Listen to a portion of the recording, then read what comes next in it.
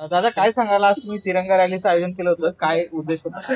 नाही, एकतर सुरुवातीला ज्या पद्धतीनं दिल्लीत जंतर मंतरवर देशातील सगळे तरुण बसलेले होते नीटच्या संदर्भात आणि ज्या मागण्या होत्या, धर्मेंद्र जो मंत्री आहे जे मनुष्यबळ विकास विभागाचे, त्यांचा राजीनामा आणि परीक्षा व्यवस्थेतील सुधारणा याच्याविषयी आंदोलन चालू असताना सरकारने ज्या पद्धतीनं आंदोलकांना मारहाण केली, लाठ्या मारल्या, गोळ्या मारल्या, मुलींच्या अंगावर हात टाकला, याचा निषेधसुद्धा आम्हाला व्यक्त करायचा होता. आणि दुसरी गोष्ट, मला असं वाटतं ही कोंडी सुटावी ही सुद्धा आमची भूमिका होती, परंतु काल हा राजीनामा झालेला आहे.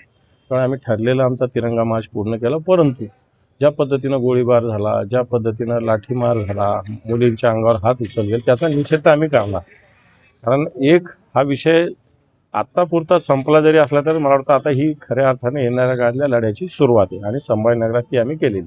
उद्धव ठाकरेंचा एक मुलाखत समोर आली की सामनातून ज्यातून ते काही मतं व्यक्त करतात. त्यामध्ये ते म्हणतात की धर्मेंद्र प्रधानांचा राजीनामा झालाय, तर त्या पुढे जाऊन आता ज्या महिलांवर अत्याचार झालाय, त्या महिलांवर मुलीवर लाठीचार्ज झाला, तर त्या प्रकरणामध्ये गृहमंत्र्यांचा राजीनामा घेतला पाहिजे, म्हणजे अमित शहाचा. बरोबर आहे ना, कारण दिल्लीमधली पोलीस केंद्र सरकारच्या अखत्यारीत आहे, म्हणजे देशाच्या गृहमंत्र्याच्या अखत्यारीत आहे. आणि म्हणून आता समजा ती कोणती गोळी, कोणती मला वाटतं बॅलिस्टिक आहे, ती मारायला अलाउडच नाही आहे, तरी मारली गेली.